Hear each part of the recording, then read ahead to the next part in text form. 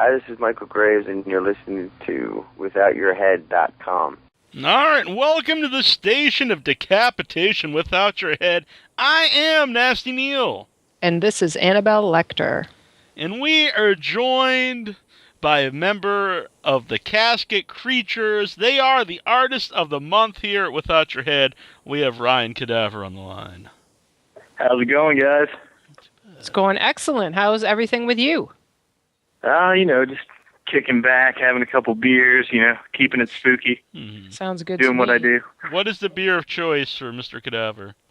I don't know. My wife got some Berry Wise Leinenkugel stuff. It's all right. That actually sounds pretty good. I don't understand what that is. It sounds like a cartoon. Yeah, it may be. I don't know. But yeah, it's not bad. Not bad. I'm normally a PBR guy, even though it's kind of gotten a bad rep with all the hipsters and yes, it has. It's a real shame. It's a real shame. Yeah, exactly. So Ryan Cadaver, the Casket Creatures, you guys are not part of the hipster movement. No. Even though it may get confusing because I do have a beard and thick rim glasses and skinny jeans, and I drink PBR. But that being said, I wear makeup, spit blood, and sing horror rock, so I think it works out. Yeah. Neil's brother thought we were hipsters, and I was very insulted.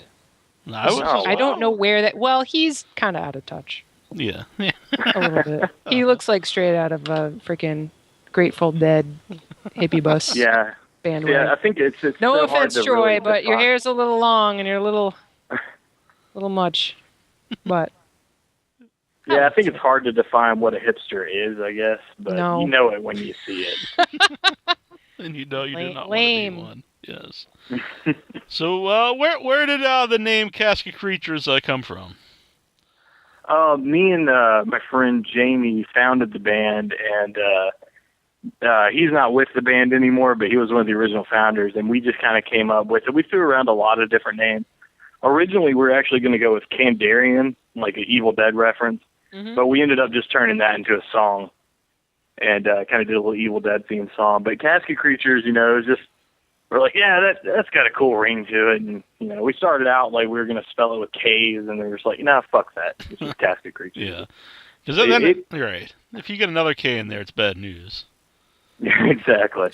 So, yeah, it's just one of those things. We started out just doing the band around Halloween, and, we actually started out called Brain Buffet was our original title. I like that. And, but we only did that around Halloween, and whenever we took it full time, we changed the name because the lineup changed and everything. So, and it just kind of stuck. We didn't really take it too serious at first, and now I can't even remember when I wasn't doing the band. Yeah. Now I assume you guys were all always like into horror. And oh yeah, absolutely. Now, which is one of the hardest things about starting a horror band, is because you really have to have those kind of people in the band. It's a really small audience compared to like just being a rock band or something like that. Exactly. Now, you guys being fans of horror, were you into music? Were you musicians who then want to do make the group about horror, or were you guys horror fans of like, hey, let's start playing some instruments and start a rock band? Well, we've all done various projects, but we've all been into the horror stuff. Like me, Derek, and Cliff especially. Cliff's our bass player. Derek's the the lead guitar player, the only guitar player. But anyways, yeah, we are really into the old Misfits stuff, Rob Zombie, Alice Cooper. We're super into that stuff. But we were all doing other projects in the past, that weren't horror related, and it just kind of came to a point where I was like, I do this around Halloween, but fuck that, my whole life's Halloween. I walk into my house and I got skeletons and demons and shit everywhere and posters and. That's my life. So I'm like, fuck it, let's do this year round. And I kind of just dropped everything else and started pursuing this. And it's way more fun than any music project I've been a part of in the past. Yeah. So what was your we all started out as musicians. What was your background before then?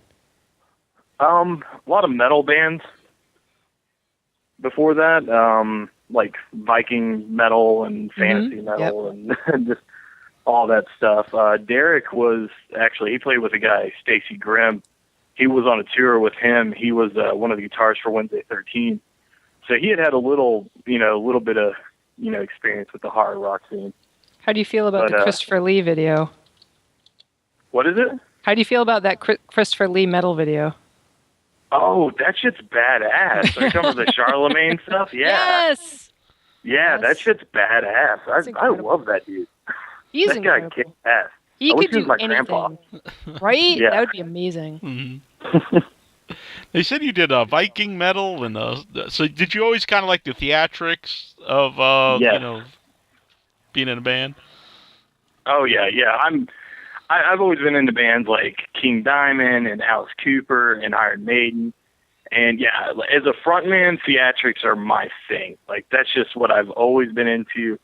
I've always gone all out to build stage props, and we always go all out. And I think that's one of the things that sets us apart because, we do some punk, we do some rock, but like we're very theatrical.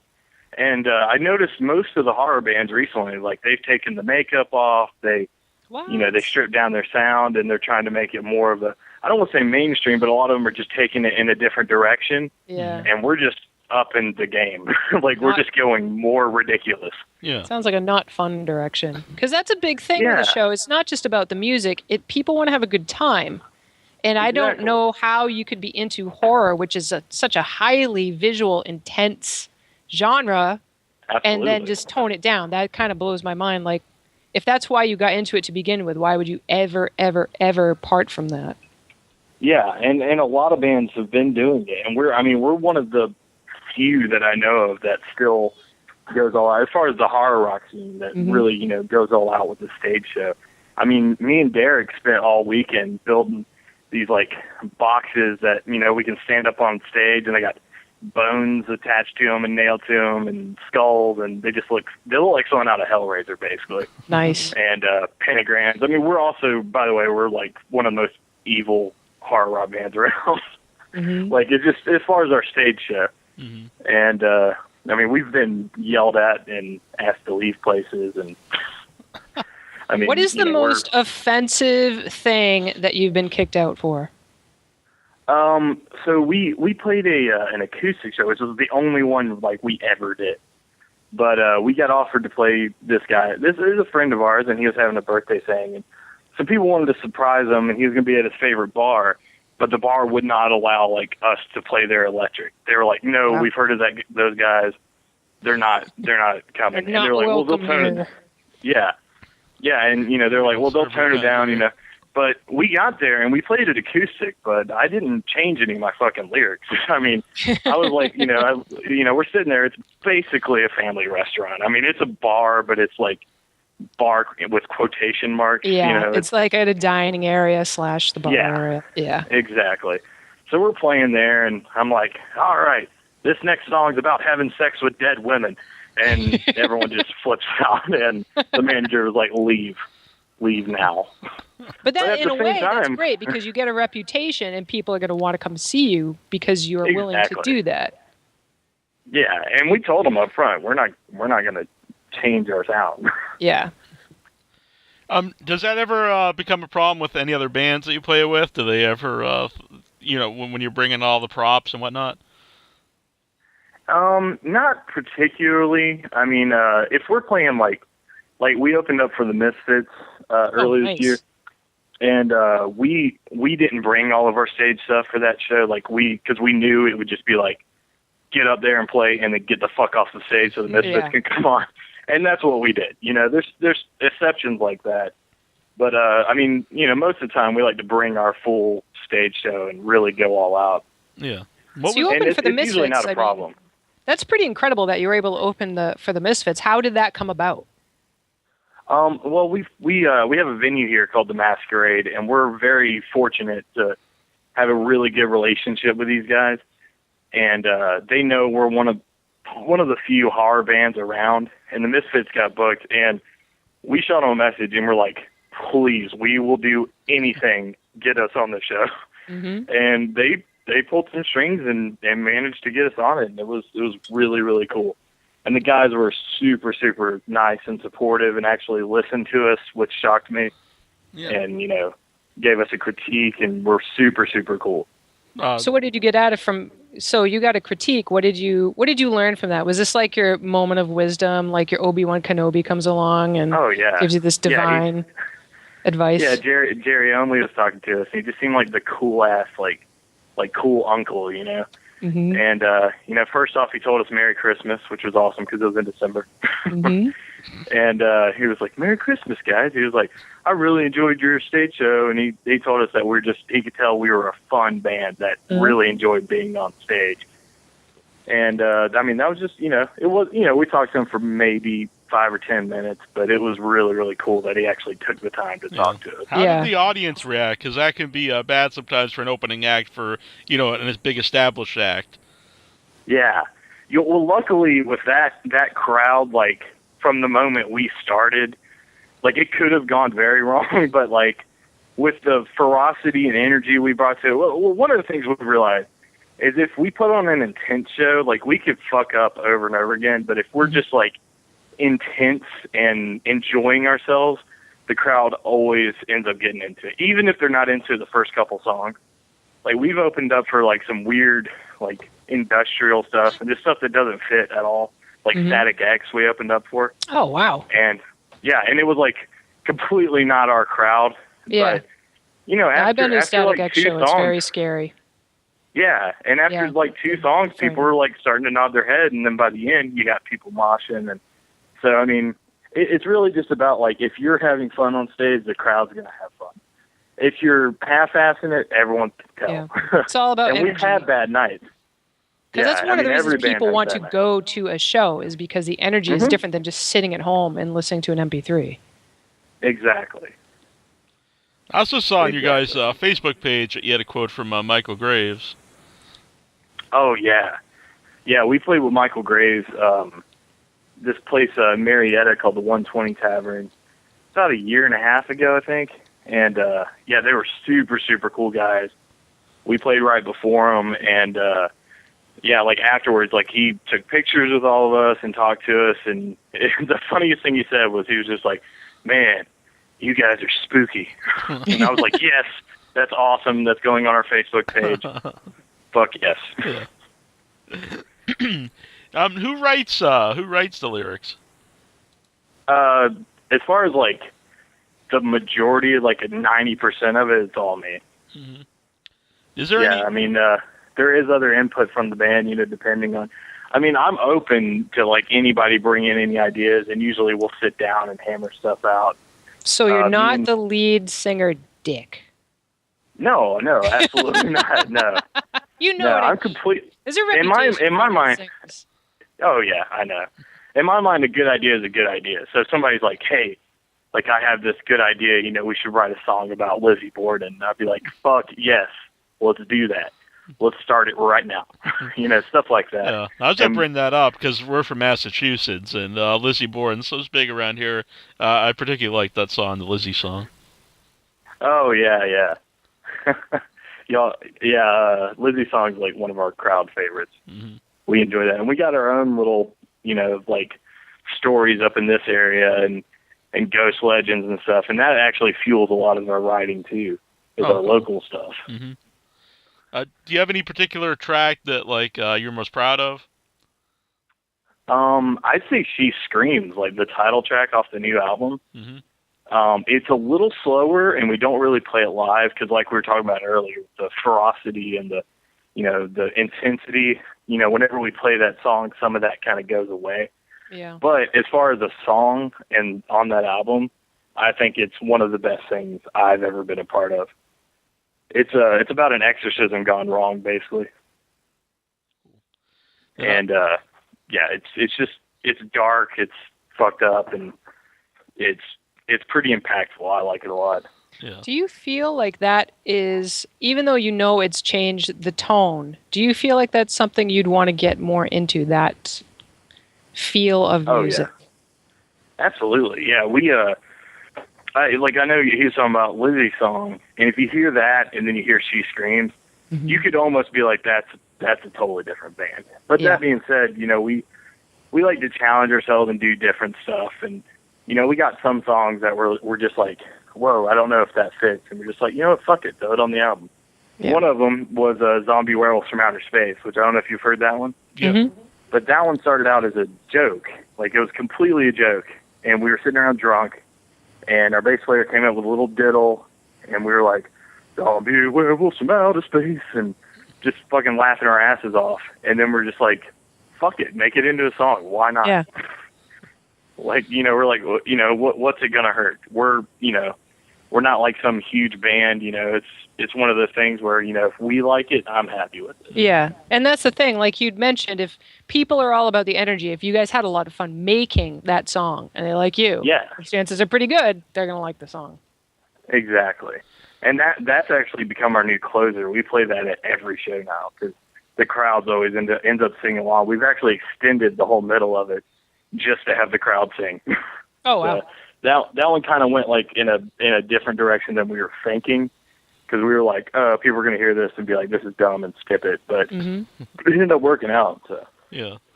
How does your audience take to some of your slower songs like She Screams?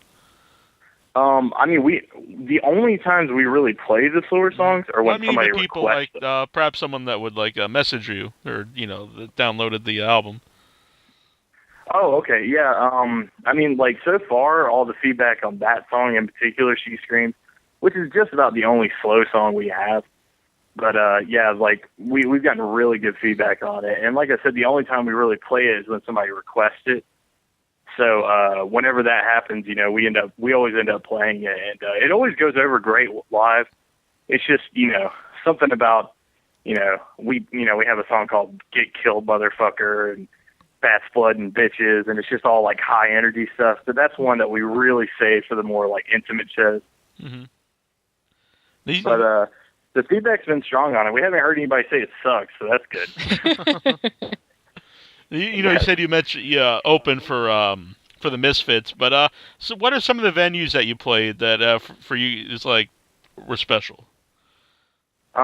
We love the Masquerade. That's one of our favorite venues. And if you've never been there, it's in Atlanta, and it's got 3 levels. It's got Heaven, Purgatory, and Hell. And all 3 of them are awesome stages, and we've played all 3 of them. And that's normally where the bands that aren't like quite selling out arenas, but they're bigger than playing a bar, that's kind of like the middle ground where people go. And that's one of our favorite spots to play. We love the Star Bar in Little 5 Points in Atlanta. That's a good one. We played up in New Jersey at a place called Dingbats, and that was a really, really cool show.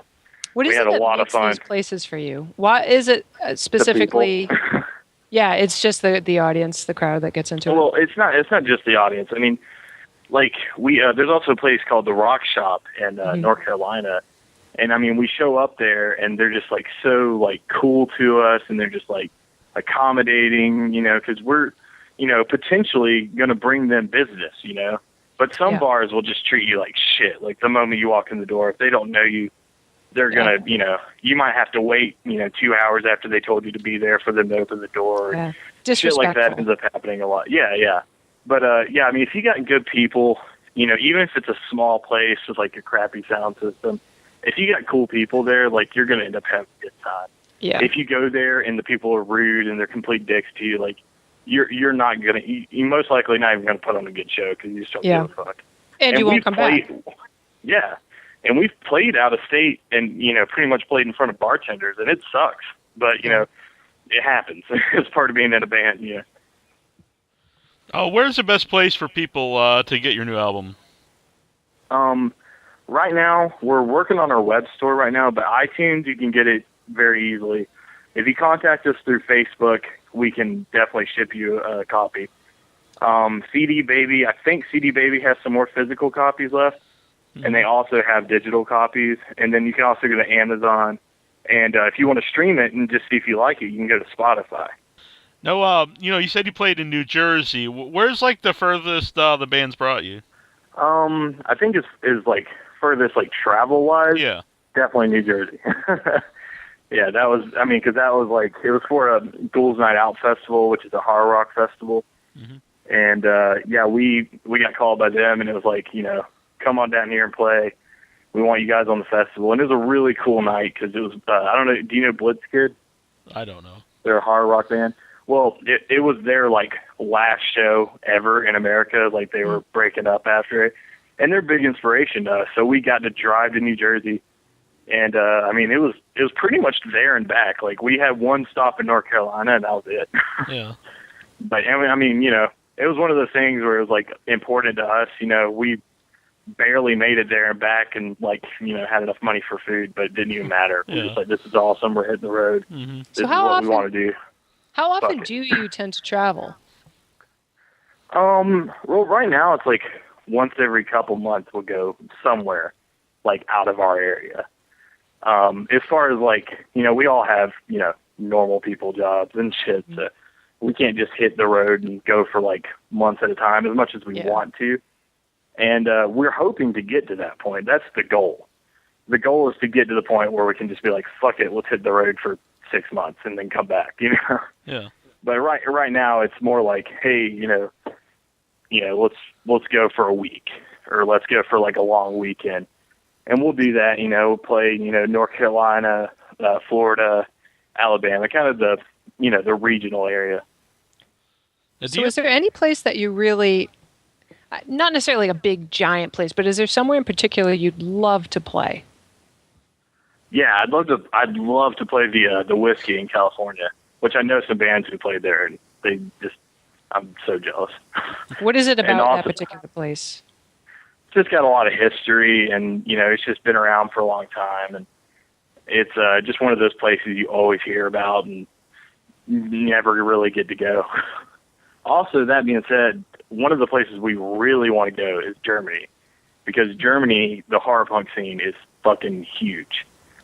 And they just love that shit. So we got friends in Germany, and that's one of the things we've been talking about, is wanting to do a European tour, but it's still down the pipeline. Mm-hmm. Do you have any interesting or fun road stories on your travels? One time we were driving back from North Carolina, and we had been driving nonstop, and I was getting to the point where I was fucking delusional. I'd been drinking, and I just started talking like Jesse Ventura for 4 hours.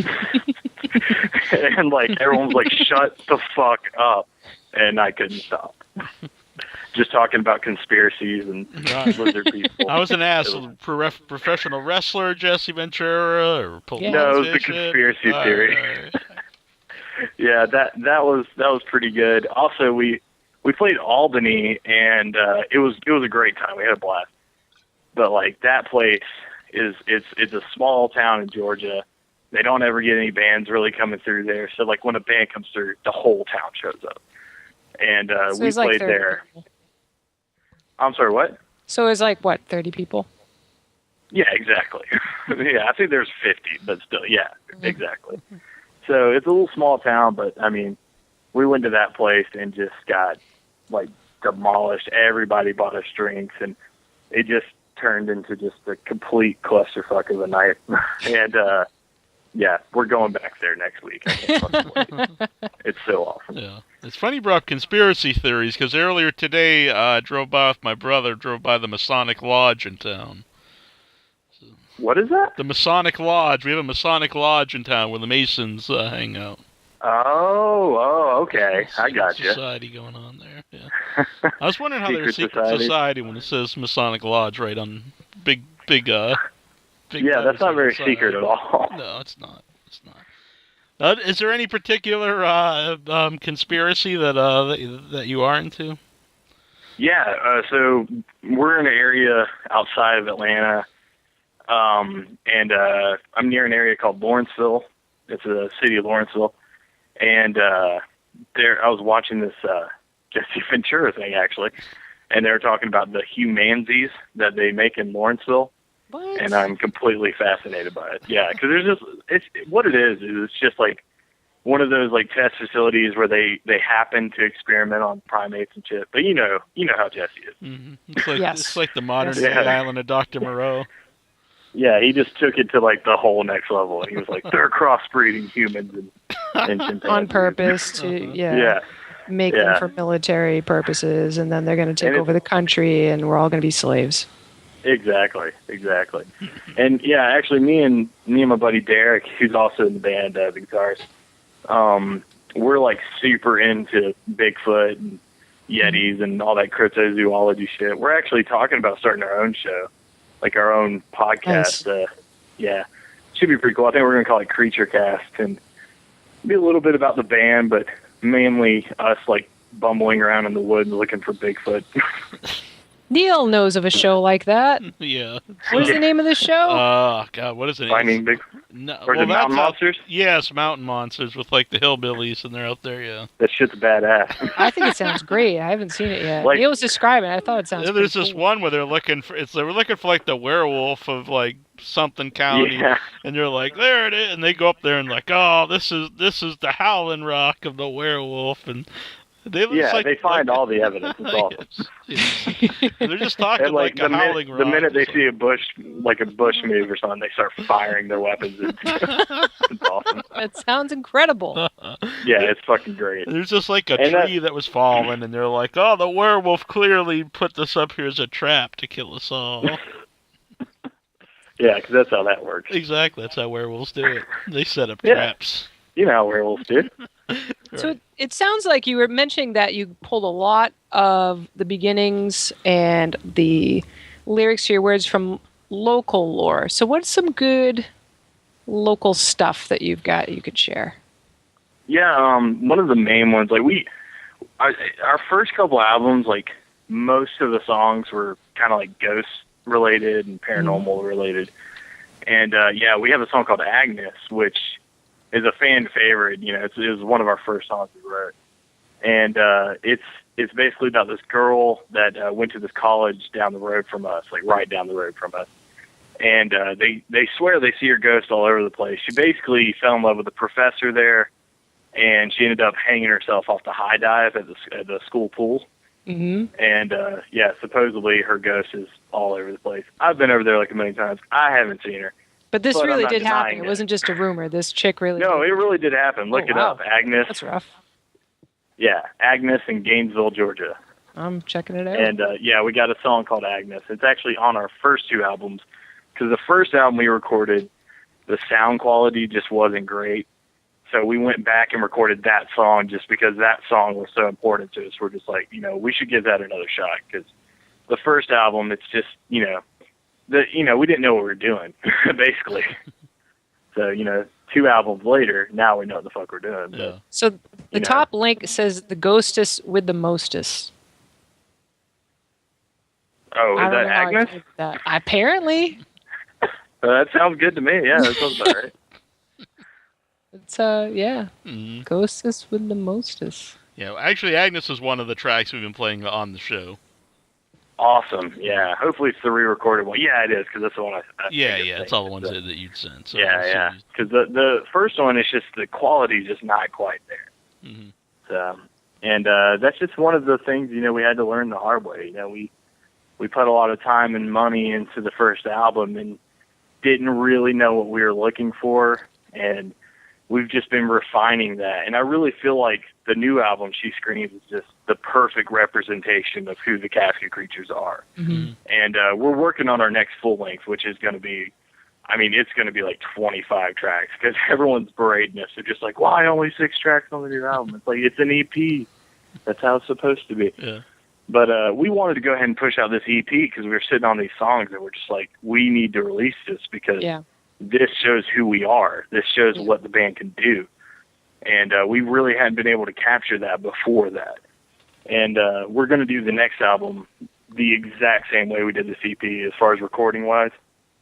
And we're going to do, we already have like 15 tracks written. It sounds like you're more confident in being brave about what you try. Absolutely. Yeah, the first album, we were, I would even go so far as to say we were playing it safe in the realm of horror rock and horror punk. And, we've grown a lot. We've added elements of, like, thrash metal in there and, like, just, weird sounding, like, goth rock stuff. Like, we've gone all over the place. And like you said, it's just that, we're over our fear of worrying about what people think of us. It's just, you know what? This is what we think's cool. Hopefully you do. If not, fuck off. Perfect. You said at one time, thinking of just doing this stuff for Halloween and then, doing it, all year round. And I know there's horror conventions all year round. People love horror. Is there an audience out there to listen to horror rock all year round? And has that grown over, the few years you guys been around? Oh, yeah, absolutely. Luckily, Atlanta's a big horror town, which I know you know. I know you're in the convention scene and everything. So Atlanta's a huge horror town. We got The Walking Dead here and everything. And, there's all sorts of, some of the best haunted houses I've ever been to are in Atlanta. So, Atlanta's definitely a place to be. And, we have year-round events in Atlanta, horror events. We got Monstrosity Championship Wrestling, which is fucking amazing if you've never seen it. Like, you'll literally see the Wolfman versus Dracula, like, beating the shit out of each other and breaking beer bottles on each other's heads. It's awesome. Yeah, and, I remember seeing an advertisement for that, actually, because I shared it. Even though I'm not from the area, I thought that sounds amazing, and I shared it. Yeah, and we should know. Yeah, and we've played there. We've played that event several times because they always have a band too. So we've played 3 of them so far. Nice. And yeah, we love it. But luckily, back to the point. Luckily, Atlanta just has a really awesome horror scene, and we were pretty much accepted right off the bat. Like, we kind of went out there. We played a couple small shows, and then we got offered to play like this big rock and roll monster bash at the Starlight Drive-In Theater. And then from then on out, like, we've been accepted into the horror culture in Atlanta, and we just play all the time now. So, we got lucky with Atlanta. I know for a fact that there's a lot of bands out there that are doing the same kind of stuff that we're doing, but they have no audience for it. Yeah. And that's just about location. What are some of the best places in the country to go? For horror rock? Yeah. I would say Europe's freaking huge, but second to that, honestly, I think Atlanta's one of the best horror scenes around. Wow. And I know the New York, New Jersey area is really good for it too. But yeah, that's another reason we don't just constantly hit the road. But California actually has a good scene too for it. I saw it actually on your Facebook page. I saw it before the poster for that wrestling, the MCW. And when you guys are playing there, like, how does that work? Do you guys like play the intro music for the wrestlers, or do you play while they're wrestling? Yeah. So what we do is we play. Like, luckily, we're always included in the MCW because a lot of the wrestlers use our songs even when we're not there. Okay. Nice. Cool. Like, yeah. So even if we're not playing, they normally come out to our music. So, or a lot of the wrestlers do. So it just kind of works out because we got like a zombie character, Papa Marco, and he comes out to one of our songs, Step Ahead of Death. And the Wolfman comes out to Bark of the Beast. So it just kind of works out because we just end up playing those songs live. But we also do a show like kind of in between everything. Yeah. So we'll do like a show in the middle just to kind of break everything up, give the wrestlers a chance to relax. Because some of those dudes are doing like 3 matches. They're just changing costumes and going back out there. Oh, wow. I was thinking yeah, that. it's intense. You got a kayfabe, don't let everybody know. Yeah. Did you guys write any song specifically for one of the wrestlers, or did they take like the ones you guys had already created? Yeah, they took ones that we've already created, but actually, it's funny you say that. We've actually had a couple wrestlers that have been talking to us recently that are just like, can you do my theme song for, like, even when I'm not at MCW, like when I'm at another local event, I want to have my own theme song. So we're in the process of talking about doing that because we're wrestling fans anyway, so it just kind of works out. Yeah, that's very cool. Any of you guys ever wrestle? No, we've all wanted to. I wanted to just be like a manager, like just be an asshole, like Zeb Coulter or something. I always thought that would be fun. Yeah, it's kind of a dying part of wrestling, the manager. Wait, I'm sorry, what? It's kind of a dying aspect of wrestling, the manager. It is. It really is. yeah, you had Paul Bear, and it's like all these great guys. Yeah, I mean, I always thought that it was kind of fun, but yeah, you're right. It's dying out. You don't see it that much. Mm-hmm. Oh yes. That's my Oh my goodness. My Paul Bear impression. It was a poor Paul Bear. Yeah, I'm out of practice. I thought it was pretty good, Neil. Well, thank you. I appreciate that. You're very Oh yes.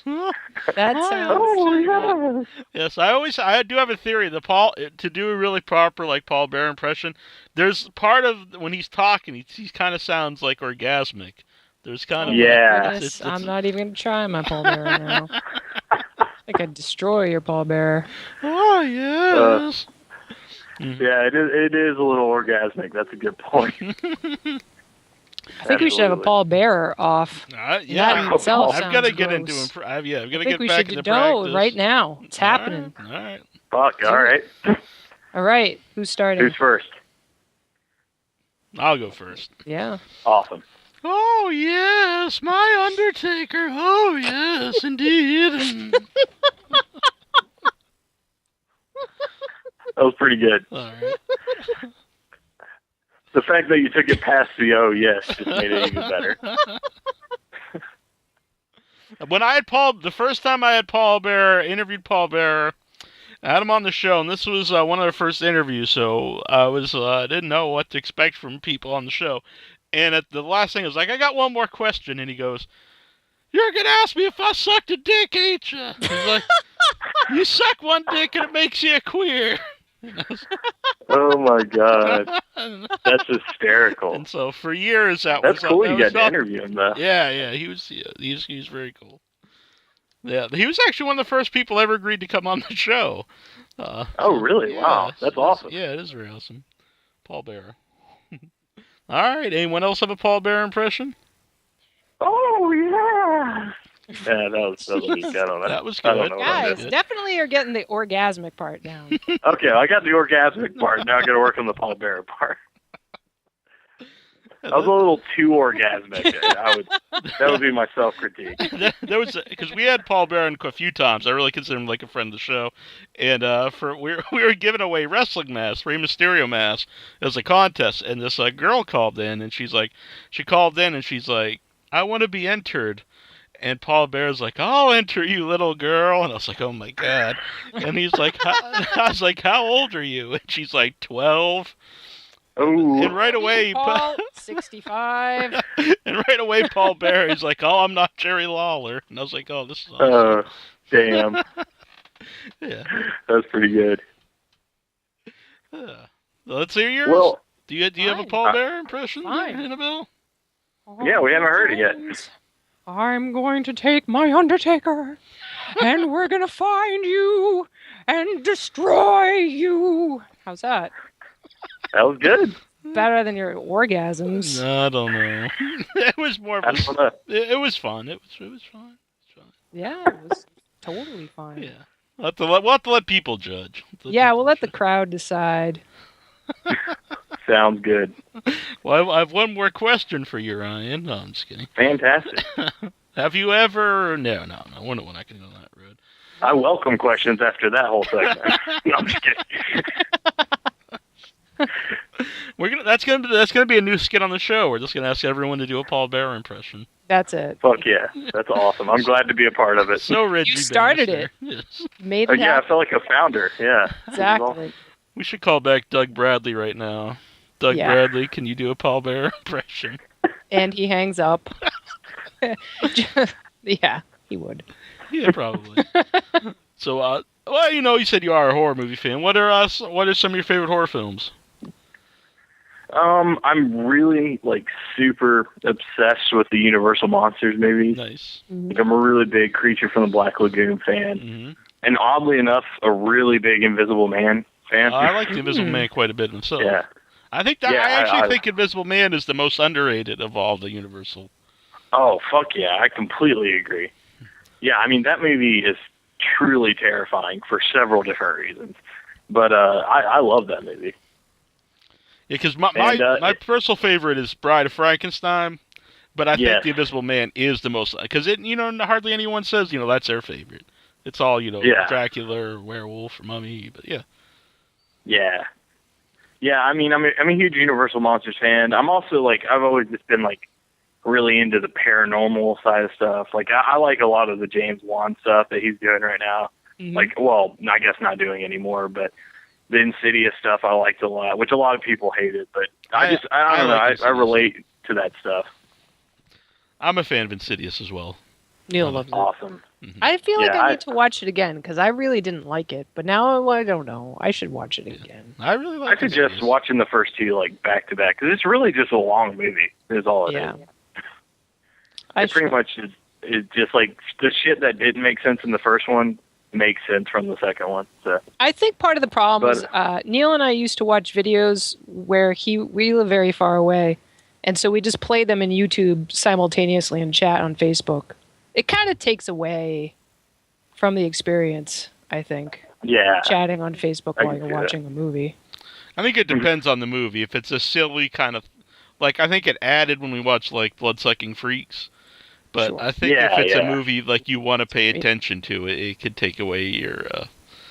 Or if it's a movie you've seen a few times, and it doesn't matter either. Well, that's kind of how I feel about like I still love going to see like a good movie, like good horror movie.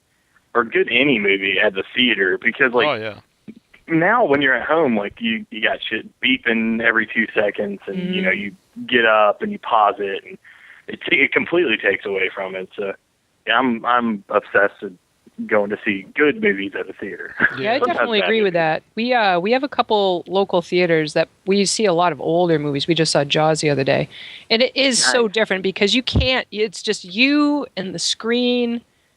And you're so absorbed in what's happening in the film. There's no, like you said, there's no lights or crap distracting. There's no little you're not checking your posters email around. Yeah, exactly. Yeah, exactly. It's a totally different experience. Like I forgot how much I loved the original Alien until I got to see it in theater. This Splatter Cinema group in Atlanta, they showed Alien, the first one, and I was like, wonderful. That movie is way more terrifying than I remember. Yeah. Like, I was like, this movie is fucking great. But I just, watched it as a kid and stuff, and I just plug in the VHS and, not quite be as absorbed into it as I was in the theater. Yeah, I remember as a kid, I really liked Aliens better than Alien. And then when I got older, it was like, oh my God, Aliens way better. Like, I still like Aliens. It's like, it's a fun kind of action film, but Alien is actually... Well, Aliens is an action movie. Alien is a horror movie. Mm-hmm. Definitely. We're all in agreement. Yeah. Because that's exactly what I was thinking. I always liked Alien because I'm not really as an action person. Aliens is a cool movie, but Alien is genuinely scary. The atmosphere is just incredible. Yeah. It's a great movie. Exactly. It's just all over incredible. I like the fact that there's just the one, and it's just fucking shit up the entire time. I think that's scarier in a lot of films when there's one or a smaller portion of whatever the monster is. Then, in later movies, they always just want to have, like, thousands of monsters. And when they're never ending, I think it takes away, like, the uniqueness of them, and they're not nearly like that Brad Pitt film, whatever the hell the World War Z. Oh, my God. Jesus, you were not a fan? Even speak about that movie. No. Well, I don't know. It's not fair, really, because, I enjoyed the book.